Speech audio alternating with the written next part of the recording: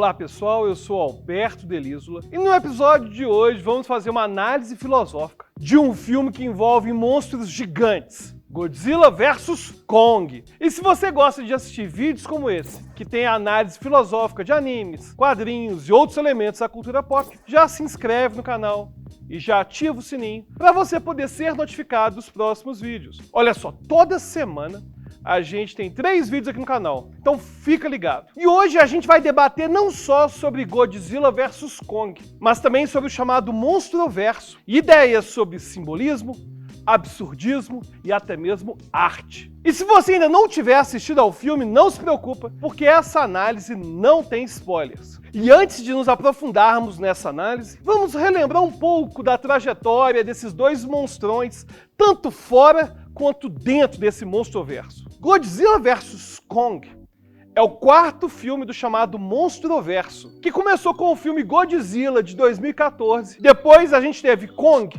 A Ilha da Caveira em 2017 e Godzilla 2, Rei dos Monstros em 2019. Falando um pouco da origem de cada um dos personagens, que são sem dúvida 2 clássicos absolutos da cultura pop, vamos começar com Godzilla, que teve sua primeira aparição cinematográfica em 1954, ou seja, 9 anos depois do fim da Segunda Guerra Mundial. E olha só, essa referência é importantíssima, mas vamos voltar para ela mais tarde. Godzilla causou grande impacto desde seu primeiro filme e se tornou o kaiju mais famoso de todos. Kaiju, para quem não sabe, é como a gente chama esses monstrões aí desses filmes. Ele ganhou diversas adaptações e é apresentado às vezes como vilão, às vezes como herói e às vezes com um papel bastante misturado. O que a gente não pode negar é que essa lagartixa gigante é muito apelona. E entre seus poderes e habilidades, a gente vai ter o raio atômico, manipulação de força eletromagnética, super velocidade, super resistência,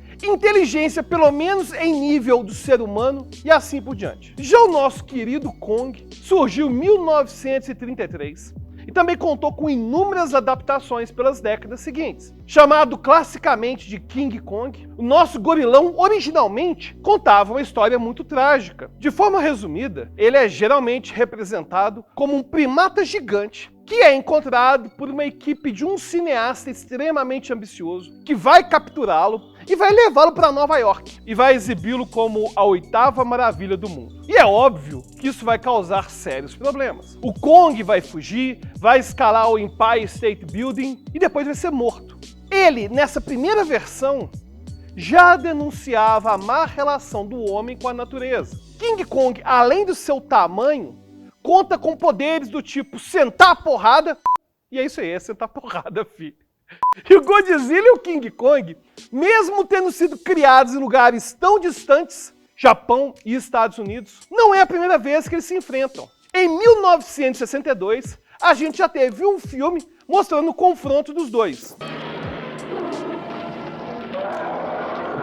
E eu vou ser bem sincero, que particularmente eu adoro esse tipo de filme, mas muita gente os vê apenas como entretenimento barato. E aí vem aquela pergunta, será que a gente consegue tirar alguma lição filosófica do Monstroverso, para além do soco, do raio, da pancadaria? E para discutir isso, vamos dar uma olhada na filosofia do meu quase xará, Albert Camus. Albert Camus foi um escritor e filósofo franco-argelino que viveu de 1913 a 1960, tendo morrido num trágico acidente de carro. Tendo escrito em vários estilos, ele se destaca por falar principalmente sobre o absurdo da vida. E para a gente poder entender o seu conceito e como que isso lá no final vai se relacionar a questões trazidas tanto pelo Godzilla quanto pelo King Kong, vamos também falar sobre o conceito de humanismo na filosofia e sobre como Camus, de certa maneira, se contrapõe a isso no seu livro A Peste. A visão humanista na filosofia enfatiza o valor do ser humano, opondo-se, portanto, a uma filosofia religiosa focada em deuses e entidades. O humanismo tem várias facetas e é característica presente na filosofia de centenas de pensadores, não sendo, portanto, um movimento único e que a gente é capaz de datar com certa precisão. A visão humanista, no entanto, tende a evoluir com a ciência, e isso é demonstrado também através da arte, e, é claro, também através do cinema. Nossa evolução tecnológica e científica levou uma crença no próprio ser humano. Nossa fé está em nós mesmos. Acreditamos ter o poder para lidar com qualquer problema que surja. Não precisamos de intervenção divina. Somos protagonistas da nossa própria história. E para Albert Camus, a história, na prática, não é bem assim. Apesar de não negar o humanismo como um todo, ele nos aponta para um problema sem solução e, portanto, absurdo. Para ele, tal absurdo está justamente na nossa ânsia de controlar o mundo. A falta de um Deus no centro de nossas filosofias, no centro das nossas crenças, não deveria ser preenchida com a presunção de poder. A gente quer o tempo todo que a natureza se curve a nós. Queremos impor nosso senso de justiça. Impor a uma natureza que não está nem aí.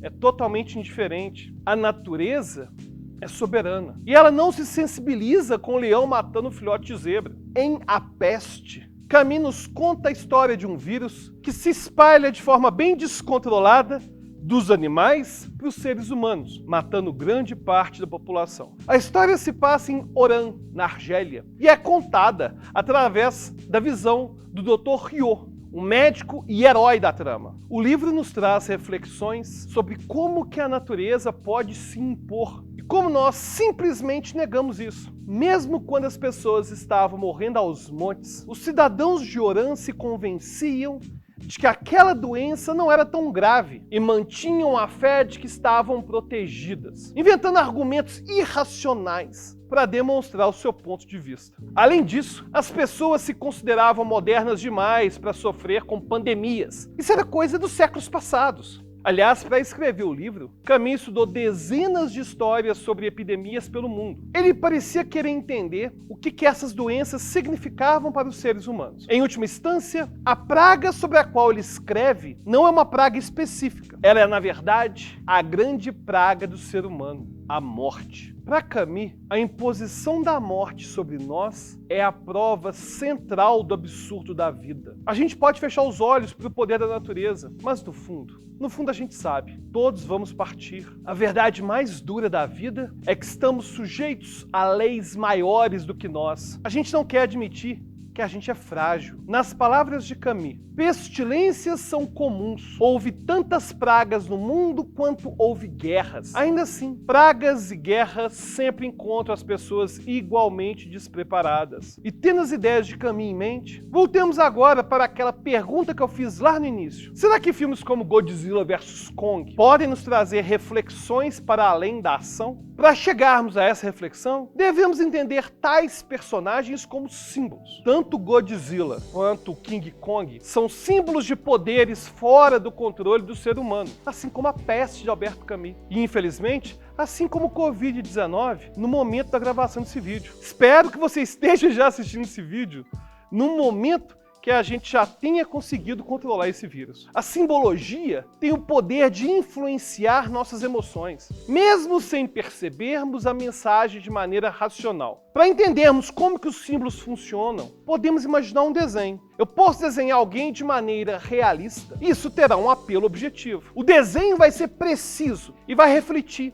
a imagem exata de apenas uma pessoa. Mas eu também posso simplificar meu desenho até um ponto que ele vai ser só um palitinho com a bolinha. Nesse caso, ele não representa algo de maneira objetiva, mas ao mesmo tempo terá o poder de representar todos os homens ao mesmo tempo. Camus poderia ter escrito especificamente sobre a gripe espanhola, por exemplo. Ao invés de assistirmos a King Kong, podemos assistir a um documentário sobre a destruição da megafauna australiana. E ao invés de assistirmos a Godzilla, a gente poderia ver um documentário sobre as bombas atômicas que destruíram Hiroshima e Nagasaki. Mas quando a gente sai do campo objetivo, a gente consegue representar ideias centrais. Assim, Godzilla sempre representou o terror atômico. Ele foi criado justamente para simbolizar o medo dos japoneses das armas nucleares. Medo que foi inclusive causado pelos ataques às recém-citadas cidades de Hiroshima e Nagasaki. O Monstroverso, no final das contas, tem uma narrativa absurda, do ponto de vista que o ser humano, ao contrário da maioria dos filmes, não é herói e não é nem ao menos o protagonista de sua trama. No filme Godzilla, O melhor caminho a ser tomado é simplesmente deixar que a natureza siga seu curso. É admitir que o ser humano não está mais no topo da cadeia alimentar. E a gente vê a mesma ideia no King Kong. As pessoas na Ilha da Caveira o veem como um deus. E mais uma vez, existe essa noção de que ele é essencial para manter o equilíbrio na ilha, já que outros seres vindos da Terra Oca podem surgir a qualquer momento. Nossa intervenção no meio ambiente faz surgir monstros que nem podemos imaginar. Camus nos alerta que a presunção de controle de tudo que está ao nosso redor é muito perigosa e nos torna arrogantes. Acreditamos, de certa maneira, que vamos nos safar das coisas que fazemos, mas não devemos nunca confundir interação com controle. Nós interagimos com forças nucleares, mas seu próprio poder destruidor está bem além da gente. Se tivéssemos verdadeiro controle sobre seu poder, não teríamos vivido os acidentes, como os de Fukushima em 2011. Nas palavras de Camus, as leis da natureza podem ser operadas até certo limite, além do qual elas viram-se contra si mesmas, dando à luz ao absurdo. Em Godzilla vs Kong, a gente vê duas forças lutando.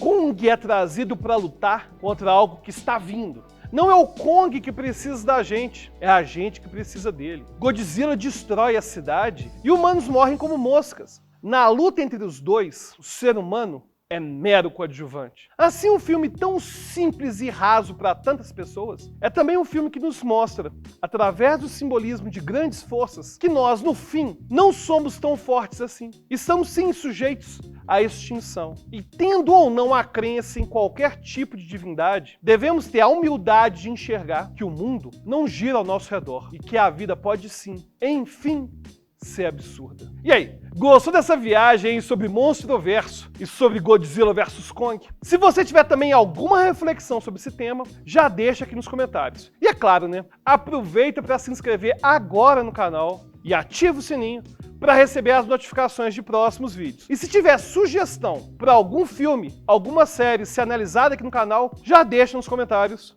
E até a próxima.